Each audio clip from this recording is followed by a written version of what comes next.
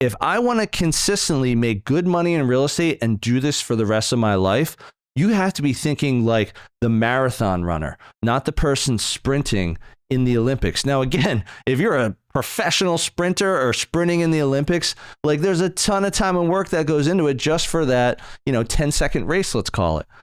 But if you want to do something like insurance, like real estate for the rest of your career, you have to look at it that everything I do day in, day out, week in, week out, month in, month out, quarterly, annually is for that long-term gain. And part of the reason we talk about relationships so much is relationships are commitments, personally and professionally. And a lot of times the personal and professional just come together over time because that's just how you handle yourself. That's how you look at life.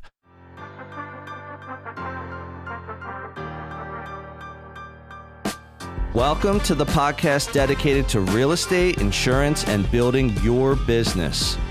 Join us as we take you along our own business building journeys with additional wisdom from our network of local and national experts. Welcome to Bricks and Risk.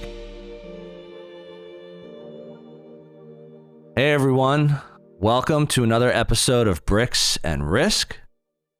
I'm Timothy Michael James Garrity the First. And I'm Sean Mooney. James was my confirmation name. Oh, you did confirmation? In case you were wondering. I had to repeat confirmation. I failed the first time. They're like, that's not a saint. We don't want that name. Fun fact, I also did not graduate from our DARE program in grade school. From what? The DARE program.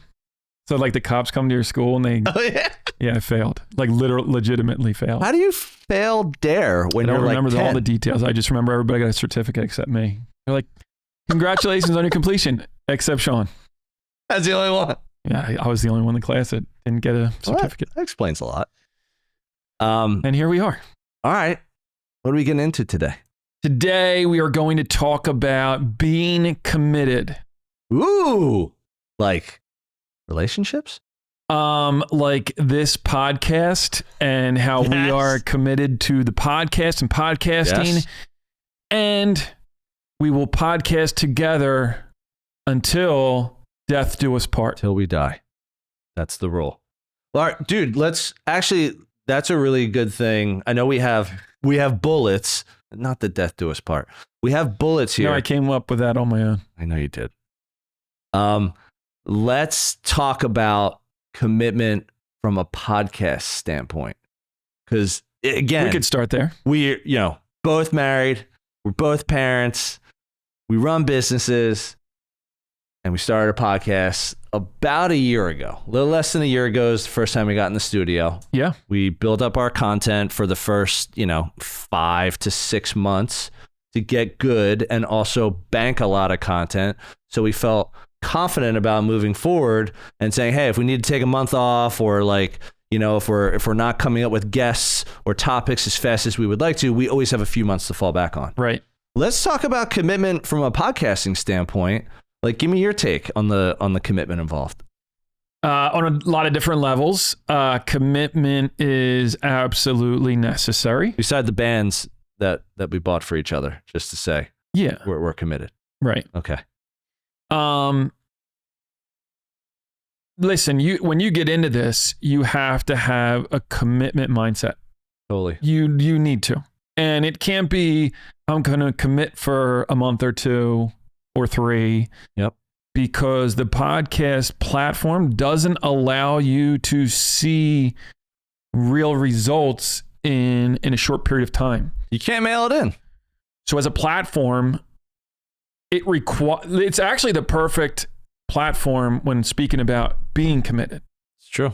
Because number one, you're not going to see tremendous gains immediately. Mm-hmm. So you need to be committed to kind of push through that.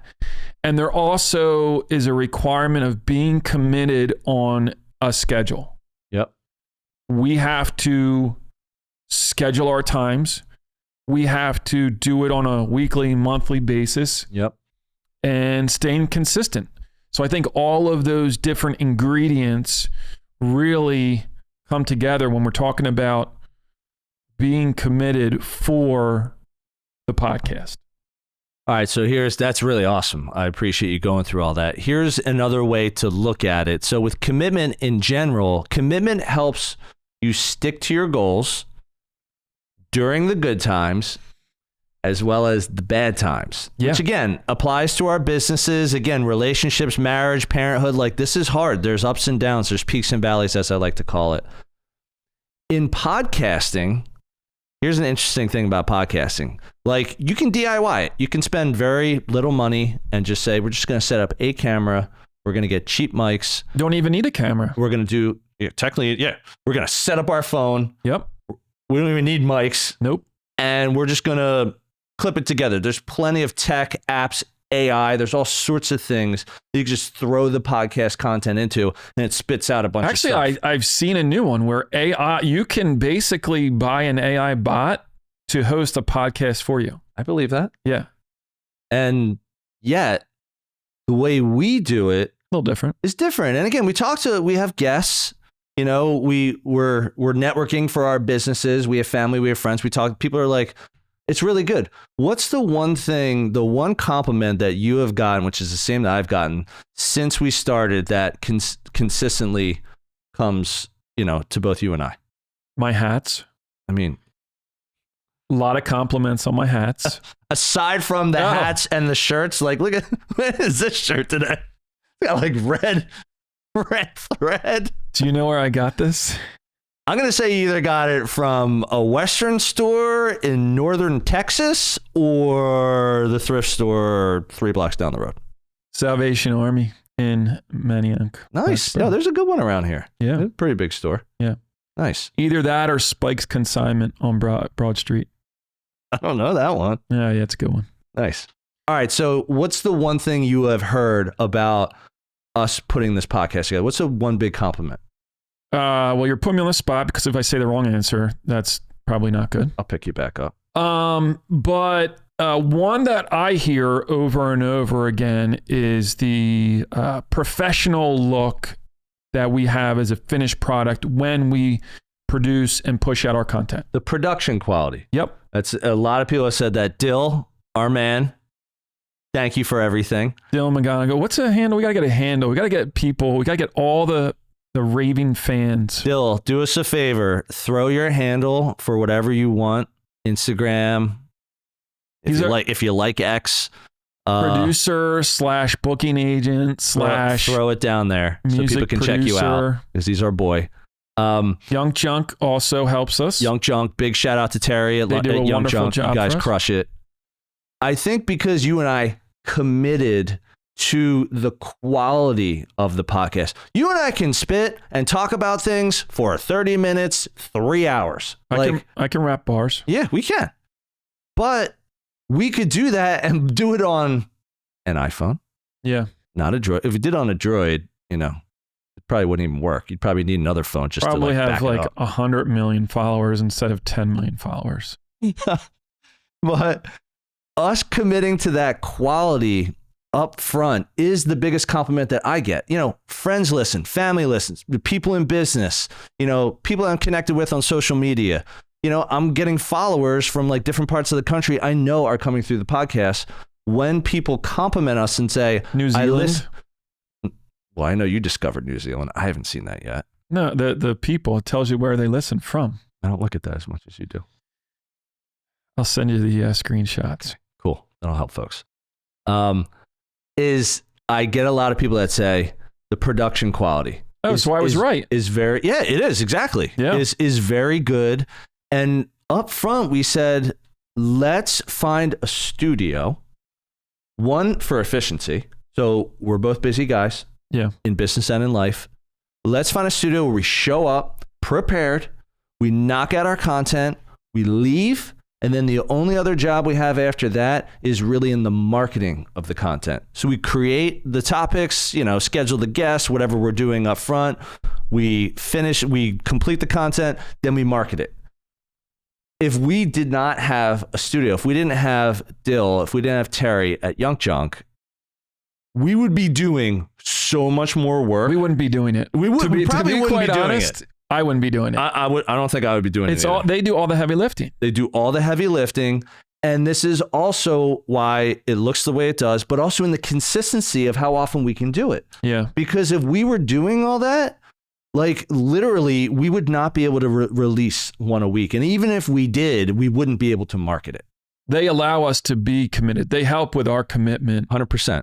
In scheduling, making sure we're in here, making sure that we have product content coming out consistently, and the high level of production they offer. So I 100%, there's no way that you and I could just sit at your kitchen table and do this, or even get a space.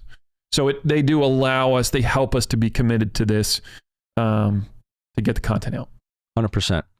So here's another thing about commitment, and this is kind of what we're talking about now. It's nice that we've related to the podcast, but then we can relate it to business. Is commitment helps you stay consistent. So it provides drive, determination to overcome obstacles and persevere. So let's relate it to our businesses. So in real estate, when I started in real estate, again, I was 30. I've mentioned this before. I was in corporate America before then, had a great job. It didn't work out for lots of different reasons. When I made the decision at 30, when I was married, I owned a home. I had student loan debt. I had a car, I had credit cards. I have all these things. When I got into real estate at 30, and I had to basically persuade Maria to say, this is a good idea. Even though we had all those other commitments, is I basically said, look, up front, I know I have at least 18 months to figure this out. If after 18 months, for whatever reason, it's not, it's going to take me longer than I think, I'm just not making enough income, I don't see light at the end of the tunnel, then I will go back into corporate America. But I basically said, as long as you give me those 18 months, honey, which I appreciate, I'm going to see this thing through. And I think if I see this thing through, I kind of feel like I'm going to be doing this for the rest of my life. But my commitment up front, personally, aside from getting Maria on board, was I want to do this for the rest of my life. One of my main driving factors for that was in corporate America, I had to learn the hard way that if someone tells you jump and you don't say how high, you may not have a job anymore. And if you don't have a job, maybe you got to go start back, or maybe you got to work for a company you don't want to be with, or you have a position that you don't want to do and you're not passionate about it. So it was almost like, I think the philosophy of that was someone else was controlling my destiny. And then once I lost my job at Pulte Homes, which I'm forever grateful to them for teaching me so much, that was my opportunity to control my destiny. So my commitment to real estate, even though I said 18 months, mentally, I'm like, I don't care what it takes. I'm going to see this thing through, and I'm going to do well, and I'm going to do that on my terms, not anyone else's. And again, have there been peaks and valleys? Yeah, I just had a huge valley recently with my partnership ending at Copper Hill and having to figure things out again. What does that look like? Who's coming with me? All that stuff. But it doesn't, my commitment has never wavered to residential real estate. That's what I want to continue to do for the rest of my life in different capacities. It's I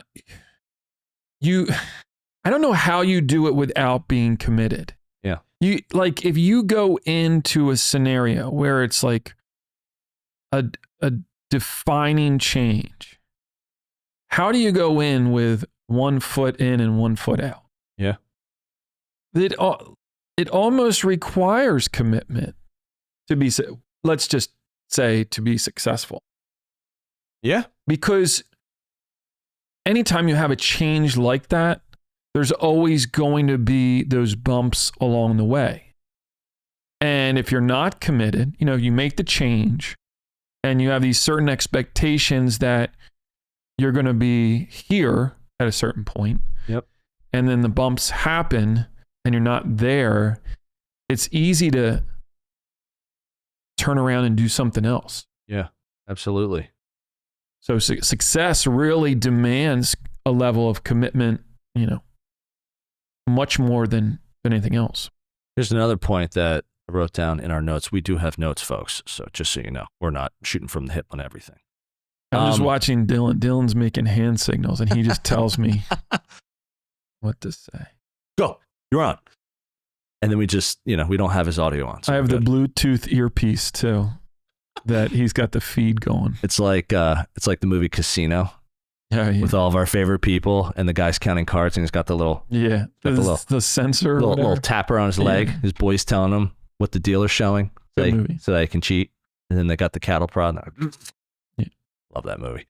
Anyway, so commitment is binding oneself to a course of action, a promise, a pledge, or a firm agreement.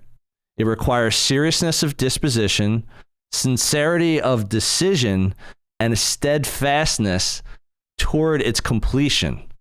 Now, you're the English major. Correct. As much as I understand that, you're going to understand it on a higher level. Obviously. Because you're better, you're the better man, as we know. Bill, we didn't get that poll last time. We'll have to put that poll up. The one that said who's the better man? Yeah. Sean or Tim? Yeah. And I think it was like 97% said Sean, and the other 3% said not applicable. That was like when I ran for student council in high school. You did? Oh, yeah. Me and Den and Steve.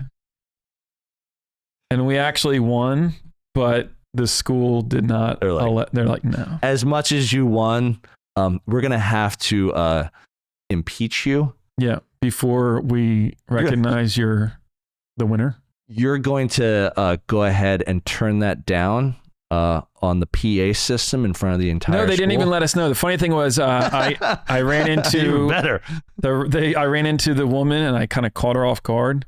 And I was like, oh my gosh, we lost. And she's like, yeah. And I was like, how many votes did we lose by? And she's like wasn't expecting it. She's like, 4. I'm like, 4? 4 votes? Is that for real? And then there was a petition. Someone started a petition. Are you serious? Yeah. So damn, you were that bad? Yeah. So no, there was a petition. So one of the kids in our class was like really wised up in freshman year of college. Let me tell you, dude. No, so the one kid was like, that can't be right. So he went around polling the homerooms. Uh-huh. He's like, hey, who'd you vote for? And he would like jot it down. And like he came up with like 6 classrooms, and he's like, this isn't even close. Unless the people were lying when they were giving the information. Sure. But, and then he like put a petition together to like have us. This is these are their positions. Yeah, and then they wanted to recount. It was funny. That's hilarious. I mean, I really don't blame them. I mean, I wouldn't want me. Okay. Senior year, Sean. What did you really do? Like we can get into that too. Yeah, you wore like a pin or like a sash or something that said you were like important. But anyway. I think we still have some of the banners that we like painted, those big banners like vote for us. Yeah. And the one was like woman body. Beastie Boys? Well, yeah, some of them. But it was a woman bodybuilder. We cut out and blew it up, and then we put Steve's head on the woman bodybuilder, and it was like, if you don't vote for us, and we had a name, it was like, we'll hunt you down and find you. Like hanging all over the school. Dear Lord. Anyway. All right. So think about that. Like a promise, a pledge, a firm agreement. Like how do you take that?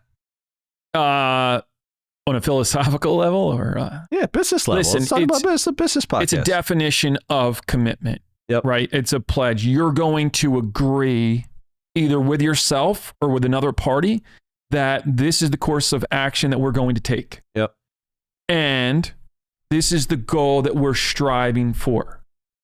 Like it's the blueprints. It's it's like a football team, right? Like it's like unwavering. You can't, as hard as it gets, you have to stick with it. Like that's what commitment is. It's like if you're committing to this, then we deal with it together. Even if you're solo, I have to deal with it. I have to carry the weight on my shoulders.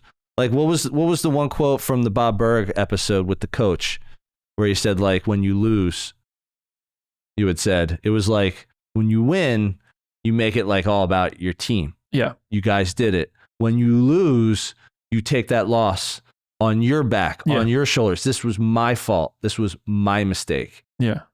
And that's leadership and that sort of thing. But sports is a good analogy, right? So like you start the season, right? And your goal is to win the championship. Yep. and you come out in the first 2 weeks, you lose. Yeah.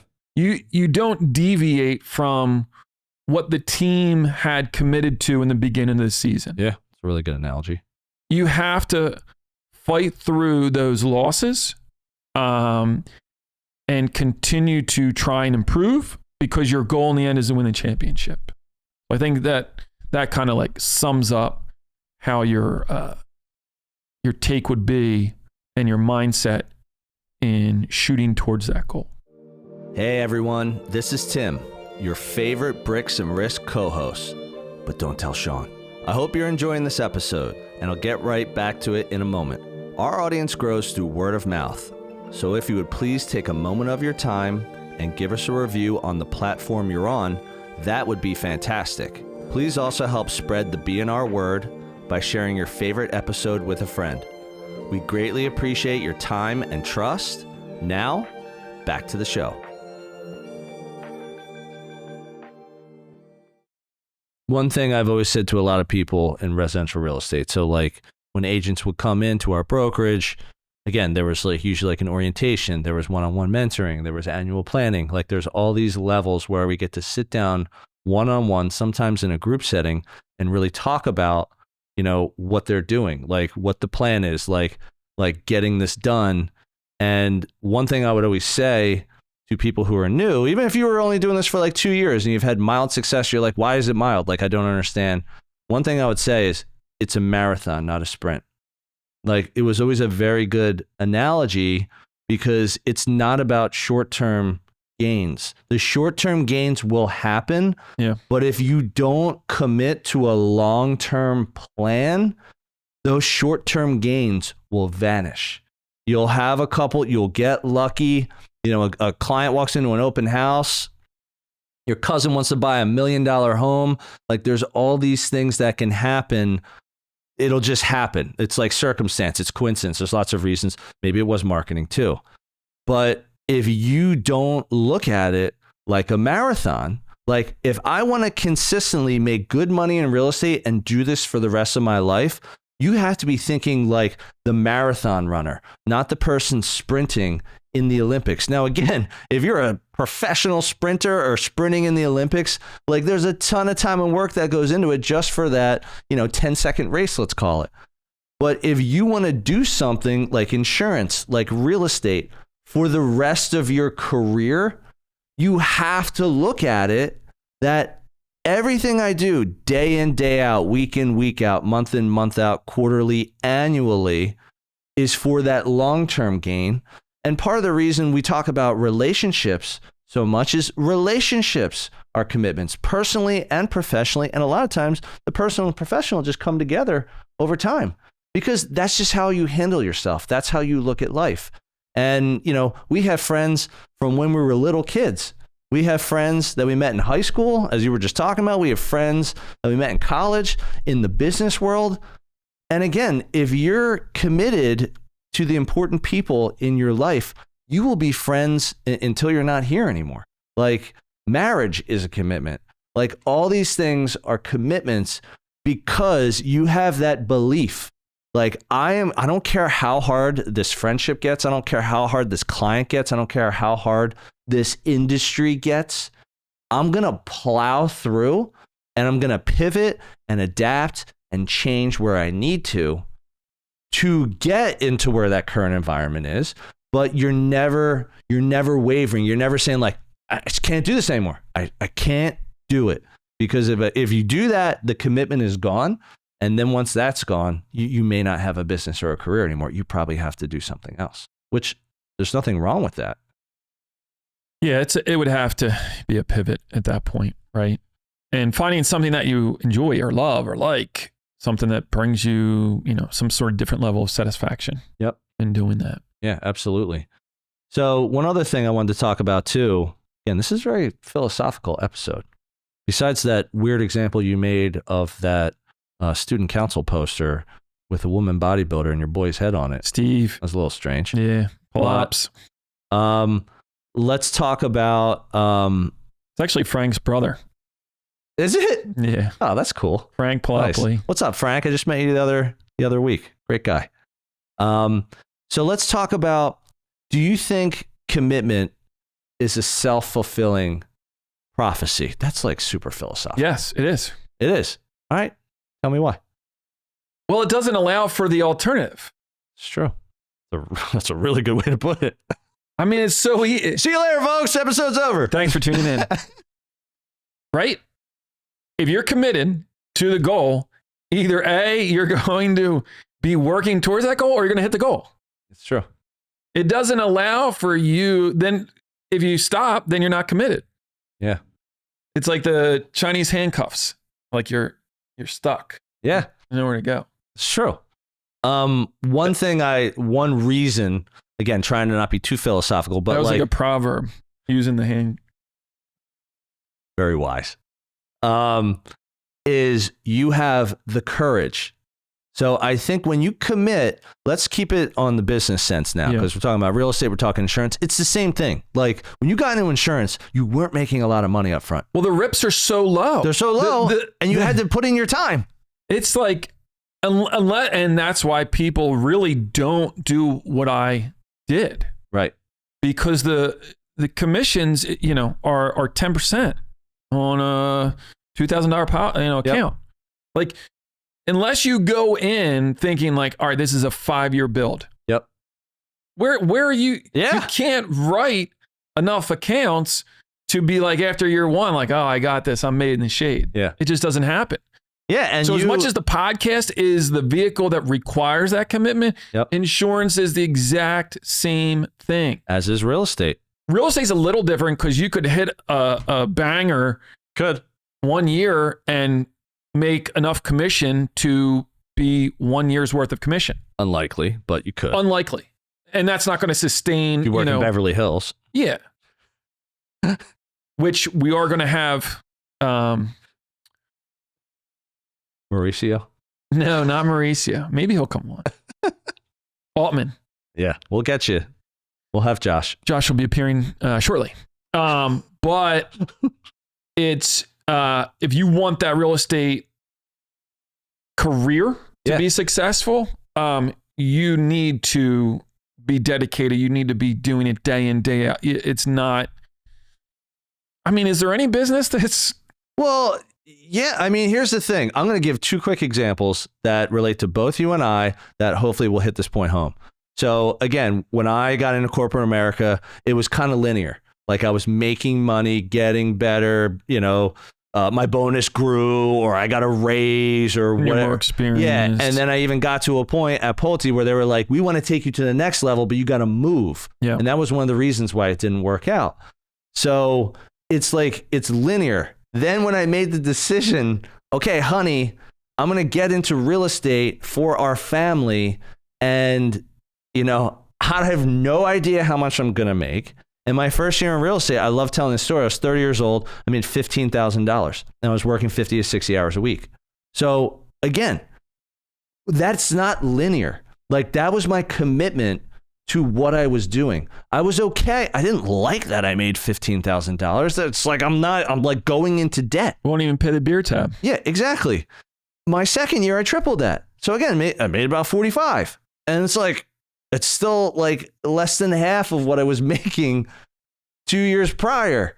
So it's like, again, you have to do that. With you were making money working for someone else in insurance. As soon as you started your business, you lost money year 1. And then you said year 2, you probably broke even.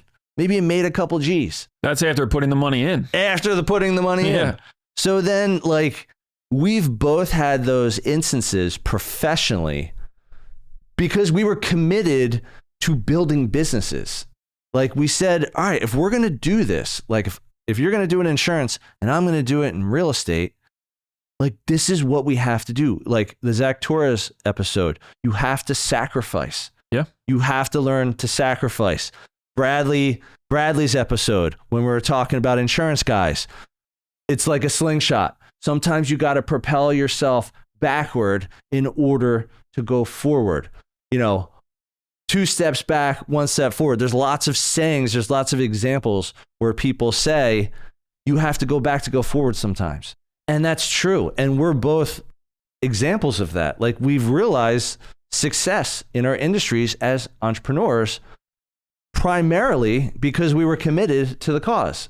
Like, that was us having the courage to basically venture into the unknown. You had no idea. Like, you got in, you started making calls to carriers, and they're like laughing at you, and you're like, why don't they want my business? Or did I make the right decision? Yeah, like, what did I do? Doesn't feel right. And then I started like Brown McKinney. It was like 6-person brokerage in like Brewery Town.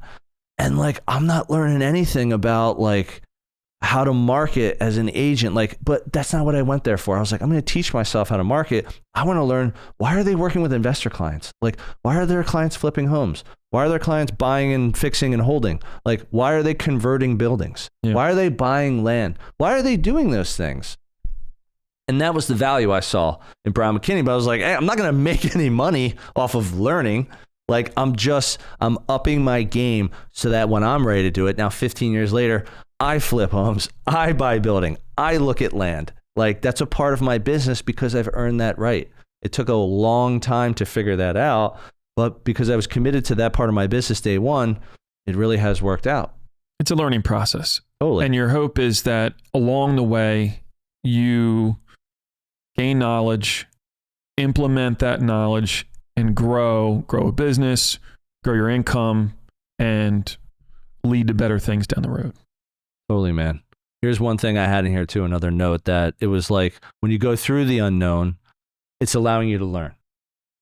Learning is going to lead to capabilities you never knew you were qualified to do. Like us, like creating businesses, marketing the businesses, creating brands, like all this stuff. We didn't know if we could do that. You commit to it. You literally don't know how to do it. Something comes up and you're like, I got to figure this out. Right. You're forced to figuring it out. There's no other option. Right. I mean, literally, we have it every single week in our office. Yeah. Every week. Figuring something out. I mean, I say I'm a professional problem solver. Yep. It's literally what it is. And some of the stuff that comes up is like, oh, I've dealt with this before. And some of the stuff is, oh my God, I have no idea. Let's just start dissecting this to figure out. Yeah. Okay. We know, and I always tell Trudy in the office, it's about deconstructing the problem. Here's what's in front of us. I know what I want as the end result. Yep. Okay, now let's figure out. Let's break it apart. There. Like you said, deconstruct it. Let's put the pieces together. Where is this thing getting messed up, or where are we not doing what we're supposed to do, or we're not spending enough money, or blah, blah, blah. Well, it's instead of like, hey, we need to do this, this, and this to get here. It's okay, we're here, or that's where we want to get to. Like, now, how do they fit in to like get go backwards? Yeah. Well, so when the learning leads to capabilities, once you get those capabilities, you learn. That's what leads to confidence and success. Because once you're confident, like once I was confident in residential real estate, you could throw anything at me and I could like find the answer or figure it out myself. When I was running Copper Hill as the broker of record, I was basically the one in charge of figuring things out. Like someone would come with one of their deals, one of the 30, 50 agents we had at the time would say, hey, like they're threatening lawsuit. Yep. Or like they said that this doesn't matter, or they read the contract this way and we're reading it this way. Like, what do I do? Yeah. And it's like, a lot of the time it's the same thing. It's like, okay, let's go backward. How did it get to that? Like, why are they angry? Why are they upset? Why are both sides arguing? Well, it all started with, but okay. All right, well, that's important. And then it went to, okay, now that makes sense. And then it would either turn into one or two things for me at being the broker of record. I could either troubleshoot the problem, say, I think this is how you would approach it to see if you can find a compromise, a win-win. If that doesn't work, you should tell your client now, hey, I'm going to see if I can get it to work. If I can't get it to work, set their expectation now. I'm going to recommend you speak to an attorney, because the only thing that we're disputing about right now is a contract, and I'm not an attorney. So I would like always say, it's like we can always fall back on an attorney. People are like, oh, they're not going to want to pay an attorney. Well, they might not want to get this deal done then. Yeah. Maybe they want to lose a deposit. Yeah. Maybe they want to lose the house, whatever it is. But then you're letting that agent know, here's the alternative. So as much as they're going in with fear, I don't want to throw that word around because that costs money and makes people scared. You're trying to solve their problem. So it's like, it's that confidence comes over time because you've given advice or you troubleshot something and it worked out. Yeah. And you're like, oh, deconstructing it worked. And we saw success. And it breeds confidence to do it again, to take on that next issue that may arise down the road with your business. 100%, man. All right. Let's wrap it up. You want to wrap it up with the Mooney part? Good folks out there, responsible listeners. If you want to reach out to the show, shoot us a note. Email bricksandrisk@gmail.com. Anytime with anything. For real? All right, sure. GIFs, memes. I mean, now I feel like you're going to go and like fake email. Yeah, I might. Just to get a rise out of me and be like, did you see that email? Go into Instagram, climb into Tim's DM, shoot him something funny, make him laugh. At Bricks and Risk. And Tim, yours, where can people drop your... At Real Estate and PHL is my personal. Your... Spell it for the audience because they're going to get confused if you don't. At Sean, SEAN, dot, capital M, capital O, capital O, capital N, EE. All caps, no trick spelling. Love it. And then again, if you want to leave us a written review, Apple Podcasts is the spot. A great way. And then we'll share it on the show. And if you like Spotify, that's where I listen to all my content. I just go right up, I rate it, and 5 stars would be awesome. Thanks, folks. All right, that's all we have for this one, folks. Thank you for tuning in again to another episode of Bricks and Risk. See you soon. Thank you for joining us on another episode of Bricks and Risk. Our goal is that you walk away with 1 or 2 valuable nuggets, and we greatly appreciate you sharing your time with us today. You can find all BNR episodes on Spotify, Apple Music, YouTube, and anywhere else you get your podcast content. Until next time, keep learning and keep growing.